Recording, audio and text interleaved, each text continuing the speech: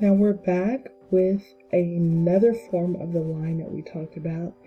Today we're going to be writing equations in standard form.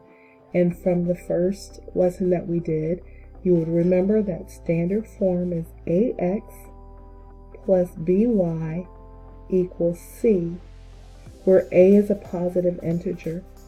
Now b is also an integer and c is an integer, but they don't necessarily have to be positive. So when we're writing an equation in standard form, use inverse, meaning opposite operations. So inverse just means doing the opposite, to move the entire x term to the side of the equation with the y term. So if you notice here, my x term and y term are on the same side of the equal sign.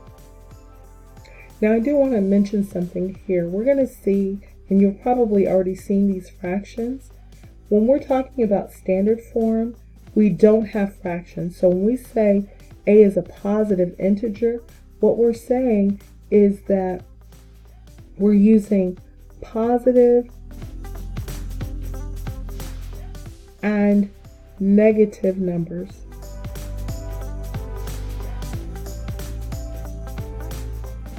What we are not doing, a positive integer, it is not a fraction. We don't want fractions when it comes to standard form. They were okay when we talked about slope-intercept form because having that fraction helped us have our rise over run. So that was okay, but not in standard form. So when we're rewriting here, we write the following equation in standard form. It has to look like this. Right now it's in slope-intercept form where y is on one side of the equal sign and your x term is on the other side. We want them on the same side of the equal sign and we want the x term to be positive. So the easiest way to do that would just be to eliminate the negative 8x from the side of the constant and put it on the other side of the equation. And I used inverse operations to do that. So I've got 8x plus y is equal to 2. And that would be our answer. Same thing here. We've got our equation in slope-intercept form. We're going to rearrange it so that it's standard form where x and y are on the same side of the equal sign, simply by using the inverse operation to move the negative 2 to the other side of the equation. So we've got 2x plus y is equal to 8. And again, we're finished with that one. Now on this one, we have the x term and the constant on one side and the y term on the other. Now, keep in mind we said we wanted our a term to be positive. Now we can do that without doing a whole lot. Since the y is over here and the constant is over here, again, let's just move the entire x term. And we're going to move the x term over here because it would make it positive by doing the opposite operation or the inverse operation, adding 6y to both sides of the equal sign. So we've got 7 is equal to, we're going to write the x first, 6x minus 8y. Remember I told you that the b term and the c term can be negative, only the a term we don't want is negative. Now if this is confusing to you, just rewrite it the way that we see it here. 6x minus 8y equals 7. And that would be our answer for that one. Now, here we go with these fractions. And remember I told you, when writing in standard form, we cannot have a fraction. So that means that we need to change all of these into integers. We can do that by thinking about the lowest common multiple. So in other words, when we think about a multiple, we think about this in terms of skip counting. Like 6 would be 6, 12, 18, 24, so forth, so on. 3 would be 3, 6, 9, 12, 15, so on. 2 would be 2, 4, 6, 8, 10, 12, so on. So you want to think in terms of skip counting when you're trying to eliminate a fraction. Well, if you notice when I was talking, the lowest number that they all have in common is 12, which means, I'm sorry, no it isn't, it's 6. So what we're going to do is multiply every term by 6. So I'm going to multiply my first term by 6. I'm going to multiply my second term by 6. My third term by 6. And I'm also going to multiply 0 by 6. Because remember, this is all about balance. So I have to multiply everything, or else it would end up being a completely different equation. So 6 times 1 is 6. I'm going to make this into a fraction. 1 times 6 is 6. And I'm going to put my x there. Here I'm also making this into a fraction. It's a little crowded in there, so I won't do that. But we've got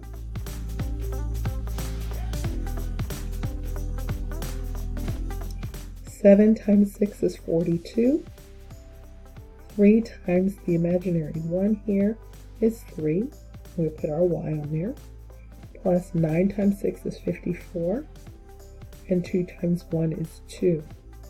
And of course 0 times 6 is 0.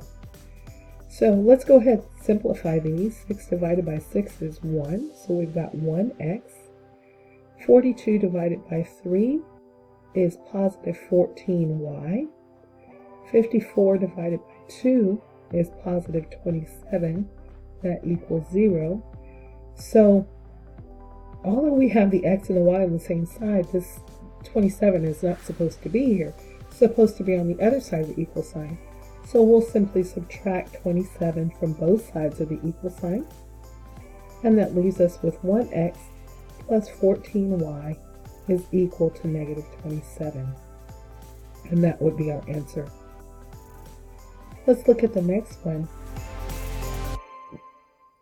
So here, if we skip count, we've got 3, 6, 9, 12, 15, 4, 8, 12, 16, 3, 6, 9, 12, 15. So the lowest number they have in common would be 12.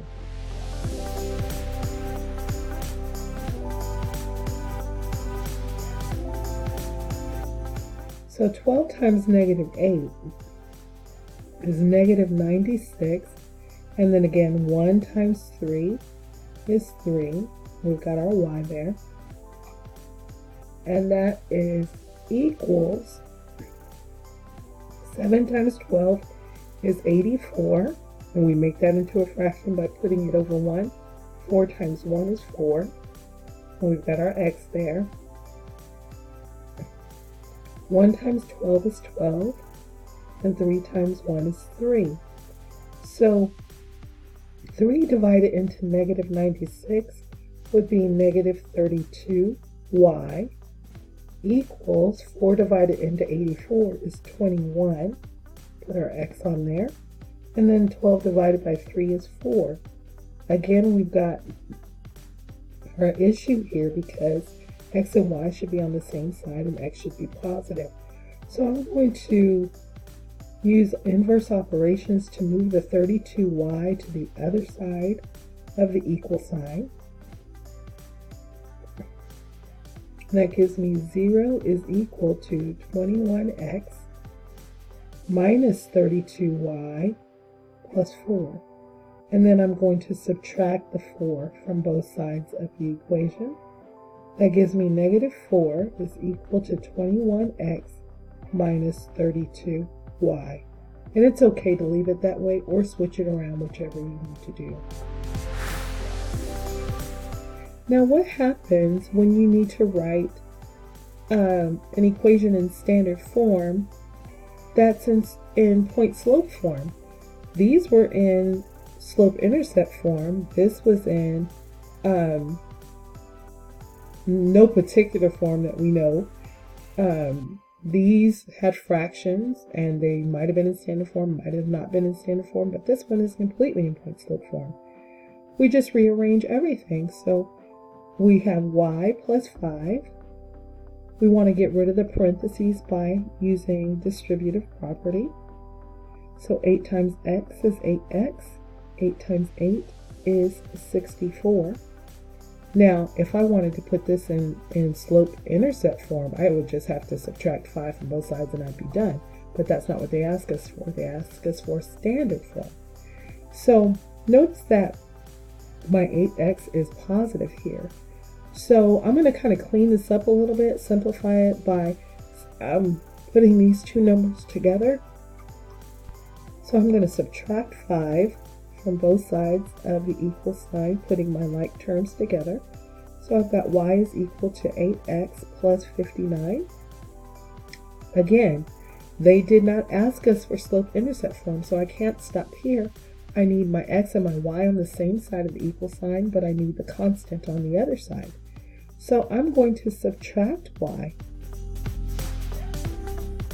And that gives me 0 is equal to 8x minus y plus 59.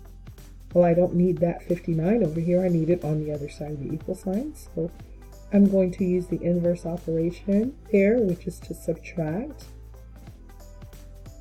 So I've got negative 59 is equal to 8x minus y. And again, if you want to turn it around and write it as 8x minus y equals negative 59, that would be perfectly fine, whether you did it or not. Now you have your turn down here. Go ahead and do that, and I'll come back with the answers. All right, here are the answers that you should have. Again, if there's some reason you did not get an answer, such as my answer, please go back and recheck your work. If you still don't understand, go ahead, ask me.